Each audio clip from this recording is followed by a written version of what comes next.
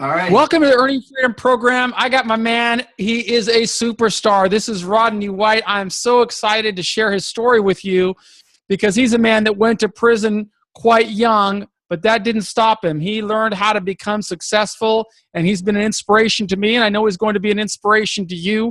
Why don't we start off, Rodney, by just telling us a little bit about yourself. What brought you into the criminal justice system? Well, Mike, I started selling drugs at a young age. I went into prison. I did 15 and a half years in federal prison, straight bit. I went in, I think it was about 26 years old, got out when I was 42 years old. At that time, I took a lot of little classes, ACE classes. I took a few college classes here and there when they offered them. But pretty much, I didn't have much of an education as far as academically.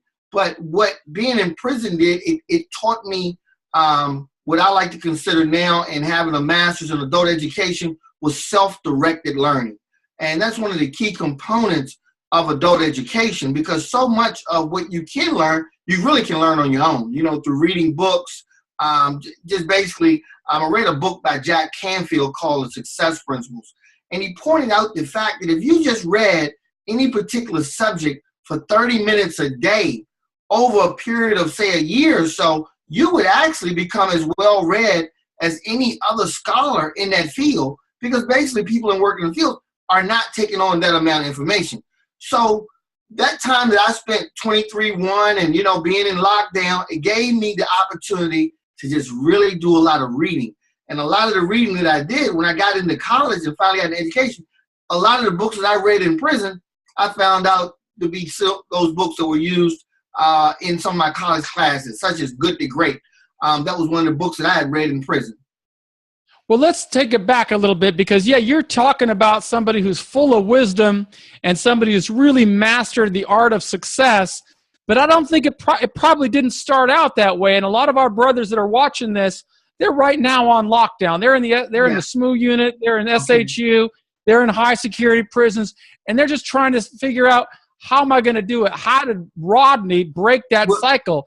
But why don't we take it a little slower? Okay. You tell me a little about what was your initial adjustment like when you went into the penitentiary? Wow. Well, going in at that time, I started off in USP Terry Hope, which, as they used to call it, a young gladiator school. And basically, you get the information is get a haircut and get a knife, because that's just the level of I guess, a risk factor that it was. Now, some of the best information that I got was not just get a knife and get a haircut, but go in that law library. And in going in the law library, well, education is housed in the law library. So just going in every day looking at my case gave me the ability to go into education every day. So therefore, one of the first things that I think that I mastered was my mind.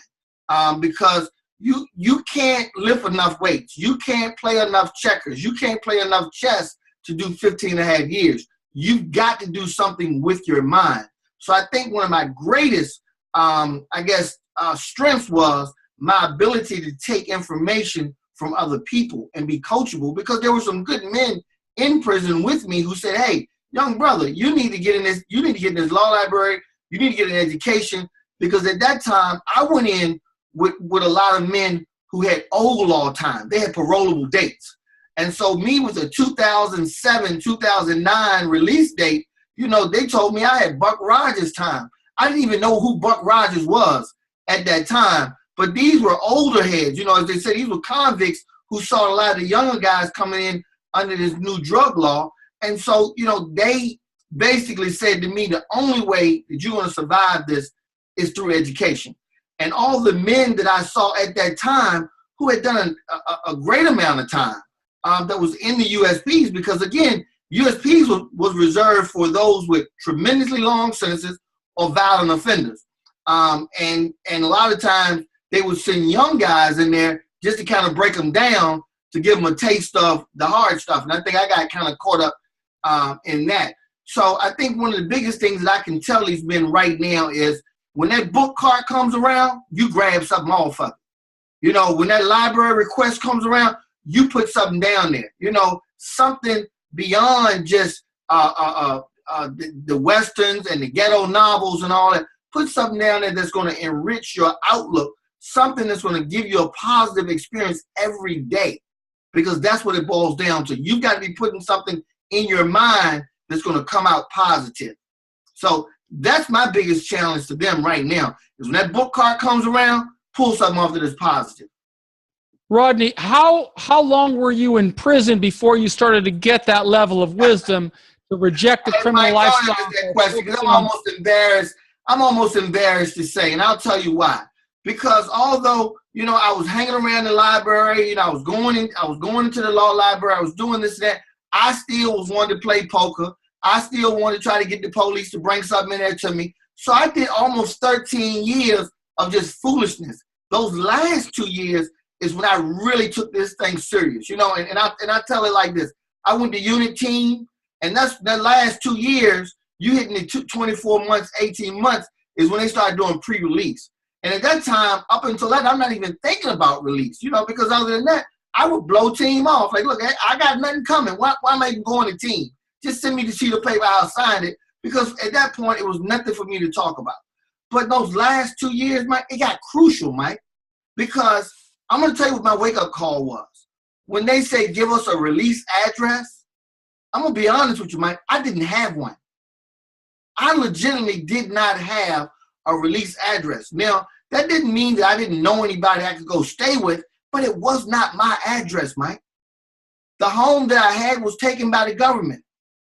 You know, so I would literally have to take, and I told them, put that address down there, but I had to get on the phone that night and make some phone calls to legitimately see if there was someone I could go and live with. You know, so that was a wake-up call to me, because I'm saying, if I don't get my act right, you know, if I don't do the right things right now, then I'm going to come back to prison, because I don't have a solid plan in place to have a place to live. You know, so that was a wake-up call for me. You know, and that's one of the reasons that I wanted you to come on our program, because you're going to help more guys inside wake up earlier. Had you gotten that message during your first year in prison instead of in your last years of imprisonment, how would that have influenced the way that you served your time? Well, I'll tell you how I would have. You know, a lot of the things, like, I'll give you an example. I lost 27 days 4 times. Guys know that. They know what the 27 mean, because that's the amount that they can take, the maximum they can take off any charge. Well, you know, here's 2 parts to this, Mike. Had I known what I know, I would have gotten my level dropped down. I would have behaved myself. You know, I would have had good conduct, so that I would have been at the facilities that had the better education program. Instead, I looked like I was trying to go to every max facility that I could get to as a badge of honor. You know, it's like, you know, my attitude was like, I don't want to go to those punk ass spots. I don't want to go there. It's a bunch of babies, a bunch of rats, a bunch of snitches. But guess what? That's where the education programs were. You know, so I needed to conduct myself in such a way that, hey, I could get to the lower level facilities. But here's the real one right here, Mike. I have a daughter that's serving 19 to 25 for a drug-related murder that was committed 2 weeks, Mike, before I went home.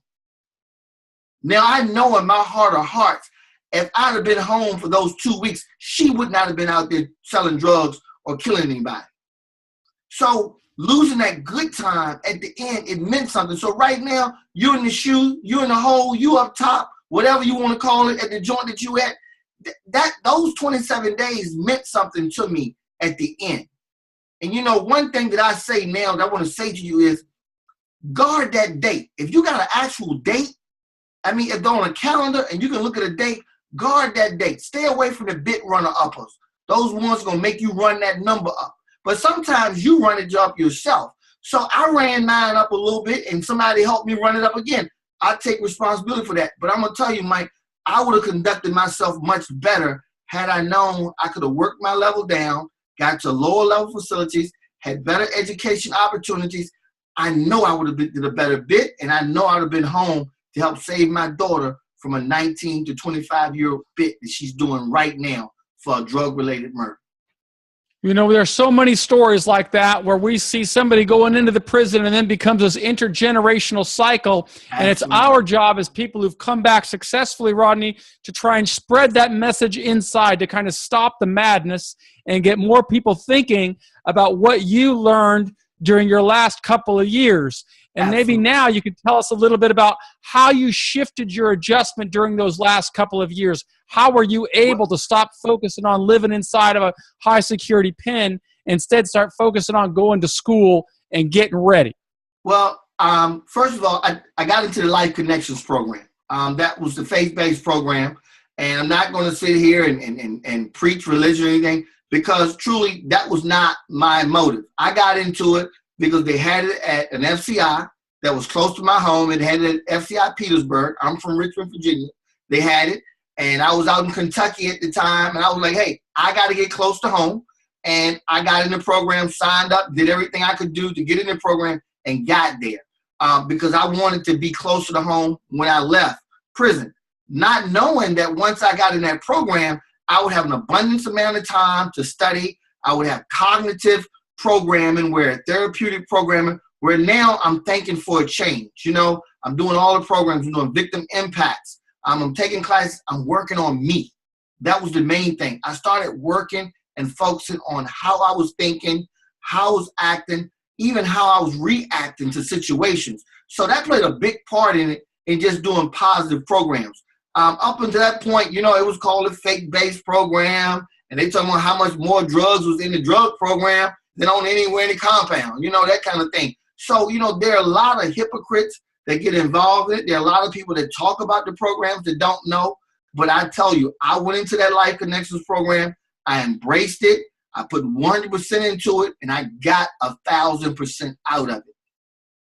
That's the key right there. You get what you put out of it. A lot of times people just want to throw stones and complain, but at the end of the day, it's listening to what wisdom like you are sharing that helps us get on track. And I think part of the message is not only to be looking at those book cards as you advise, but it's also listening to people who've been there and come back and been able to land on their feet. And that's why Rodney is such an inspiration, because he didn't only go through those programs, he started creating those programs. Absolutely. And people started paying him to use his programs, and universities started to hire him. And he's just got this amazing success story that we all can learn from. And that's why I'm so grateful to him for sharing this story. So now why don't you tell us, you've given us the sorrow about losing those that first decade in prison. You've given us the success of how you turned your life around, and then the sorrow of seeing that your daughter is going into this system, but you still didn't give up. You were able to come back to society and make things happen. And I'd love for you to share with our audience what you experienced after coming back to society after a time in high security penitentiaries. Well, one of the things that I want them to know and understand is that, you know, a resume is not going to work for you in getting a job. You're not going to be able to come out here, fill out a resume, fill out this big job application, and go get a job that's going to pay you a whole bunch of money. That's not going to happen. But what will happen is this: for you to understand that if you're not networking, you're not working. What do I mean by that? We're judged by our name. So I will tell a lot of men and women that come out of prison, and I will say, hey, how many of you know somebody that's out there selling drugs?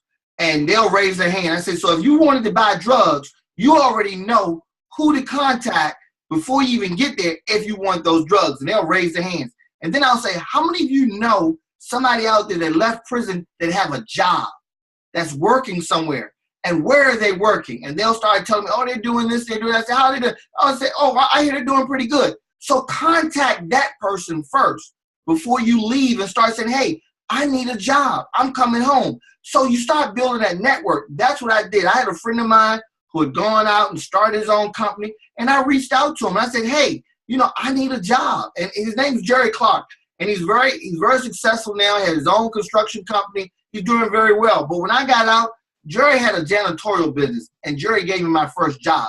And he had been an ex-offender, a returning citizen, a convict, whatever you want to call it. You know, that was him. And he gave me an opportunity. So I say that to the men in there. Reach out to some of the other men and women who you know, who've gone out and done positive things, and make that your first connections, because skills transfer. If they know you're a good guy or a good woman, then they're going to look out for you. But if you're not, then you got some time to work on your character, build your name up, and do something positive. That's one part. So I got a job as a janitor. saved my money, started working for DirecTV, started selling cars, because I felt like if I could sell dope, I could sell cars. If I felt like I could sell dope, I could sell anything. I just had the wrong product. So I started selling cars, and I truly believe skills transfer. If you can steal a car, you can build a car. You can work on a car. So if you have some type of mechanical or you're mechanically inclined, or you are good with numbers or bookkeeping, then find something out here that relates to that same field and get a job in it and put your passion towards it. So that's one of the things that I capitalized on, because I believe that a good crook can change his look. In the fact that, that's what the convicts used to say. If an old bank robber told me that a long time ago. He said, hey, I didn't get caught because I could always change my look. So I learned something from that, but I know there's also say, well, is this a new crook with a different look? No, it's not, because I embraced what I'm doing. So a part of my success is in the ability to have network with people. We are who we are, making drug connections, doing big drug deals, as you know, Mike. It's about your connections, who you know. So I made it a practice to get to know people, doing positive things, volunteering. Just volunteering alone got me 2 jobs, because I was out there volunteering and I met some people and they opened some doors for me. So that was a big part of my success. One of the things I do right now, I work in a prison. I work for the Virginia Department of Corrections. I'm a full-time staff member working inside of a prison. Recently, I was working in a women's prison. I'm a roving, like a counselor now, on what you call an OWDS, which Offender Workforce Development Specialist. It's my job to help men and women leaving prisons to find employment, to be successfully employed, and to remain employed successfully, and showing them the skills. And I get paid for this. I have a master's degree in adult education. I went to a 4-year school. I got a bachelor's degree. I graduated with honors on both degrees. And I'm not saying this to brag to anybody. I'm saying this because this is the passion that I have for helping my people. You're my people. I'm you and you're me, all day and every day. So, me coming in, and I love the state of Virginia for this, because the state of Virginia has the highest, we have the lowest, let me turn around, the lowest recidivism rate. We have the highest number of returning citizens going out and staying out and being successfully employed.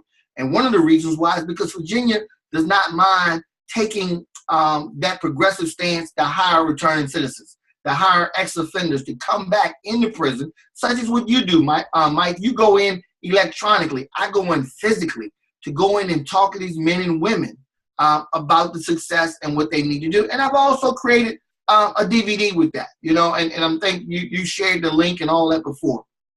I did. I'm going to share it again. Could you tell us a little bit about how you developed that DVD and how you brought it to market? Well, this is how I developed it. I developed it in prison, because a part of what I wanted to do was put together a plan, which I called READ. READ is an acronym for taking responsibility for your life, learning to react instead of responding. E is your education and your environment. A is attitude, adjusting and asking. And D is determination and discipline. So I used that as my success formula in prison. But when I got out of prison, I started going to schools, started going to prisons and talking about it. People wanted to hear my story. But here's the big thing. A lot of men and women will often ask me, hey, Rodney, I want to do what you do. They'll say you want to do it. And I'm like, okay, but in order to have a testimony, you got to pass some tests. So by being gainfully employed, since I've been out of prison from day one, going back to school, getting 2 degrees, working, doing volunteer work, that was my test. That was my passing of a test. So therefore, the testimony was easy. But if you just want to walk out of prison and say, hey, I want to tell my story because I've been locked up 28 years, man, you're not Mandela, okay? So, unless you want to go and become the president of the country or something, you need to basically first get out, prove yourself. The same way you get to prove it in the joint, the same way you get to prove it in the game, get out here and prove yourself. Then you start telling your story. Then you start putting together. I started sending the DVD out free. I was just sending it to places. A company called FMS Productions. They do Michael Johnson. They do Hollywood Henderson. They do all those big guys. They contacted me and says, hey, we want to sell your video. They paid me up front like 10 grand. Yeah, the 10 stacks. That's what I'm talking about. They paid me 10 stacks for the right to distribute it. Didn't owe them anything, and 7% residual. That's the deal I got. Standard deal. Again, nothing to brag about. I'm not sitting here saying, hey, blowing myself up. I've bet 10 stacks on a roll of the dice before. So I'm not sitting here, trying to make that seem big. But what I want to tell you is that's passive income. That's your ability to be able, every 3 months, there's going to be a check in my mailbox that I don't have to move. I don't do anything. So that's just showing you how to create passive income. Those books you see in the background, Mike, those are for Mike, that's passive income. Those books sell. He's going to get money. He only had to write those books one time and continually get income. So if you have an idea, you have something when you think about in prison, then you start looking for passive income streams that can come in, and you never have to lift your finger again, and that'll just be money coming in. So, Mike, I applaud you on that in creating those passive income streams.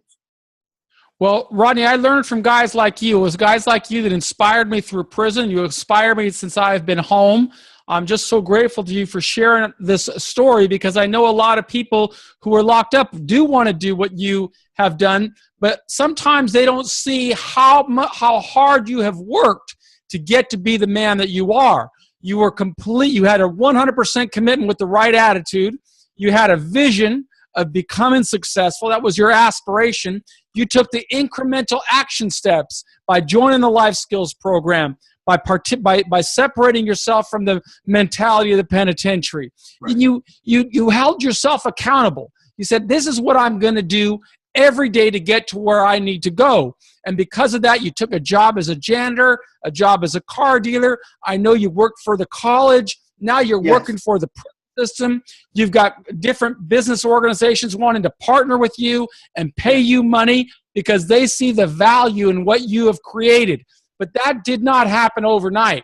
No. That happened because while you were in prison, you started sowing seeds for success. Absolutely. And that's the message that I need your help in communicating to these guys inside, because if you have become this successful, they can become successful Absolutely. Too, but they got to listen to everything you're saying, not just that people are paying you 10 grand, not just that you're creating passive income, but how you eventually light went on, you started holding yourself accountable, you developed confidence in your ability to do things, you started seeing the world from a different perspective, and that's why Rodney White is one of the most successful guys that's ever come out of the prison system, so successful that prison staff members are now saying, hey, can we pay you, give you full benefits Absolutely. To come into our institution and teach? And that's what's amazing. Yes.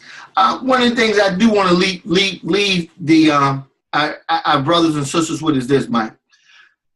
One of the best pieces of advice of wisdom that I got was from a gentleman named David Jackson. He had served a life sentence and had given it back on appeal. And I asked one day, I said, Mr. J, we were in Memphis at this time. We were in FCI Memphis. And I asked him and said, Mr. J, give me the best advice that you can give me. You're going out. You had a life sentence. You gave it back on appeal. You fought it. He had done time in Marion and all these places. But, when you hear guys been to Marion, I mean, this was Marion back in the day, not Marion Camp. I'm talking about when Marion was Marion, before the ADXs and all this. This was old. And he said, one of the best, he told me, he said, embrace change. He said, that's what you have to do. You can't run from it. You can't hide it. You've got to embrace change. So I say to these men and women that's coming out, that's listening, embrace change. Change is inevitable. You got to be constantly learning. You have to be a lifelong learner. And that's what I discovered. I discovered when I walked out of prison, I was behind. There was no internet when I went to prison.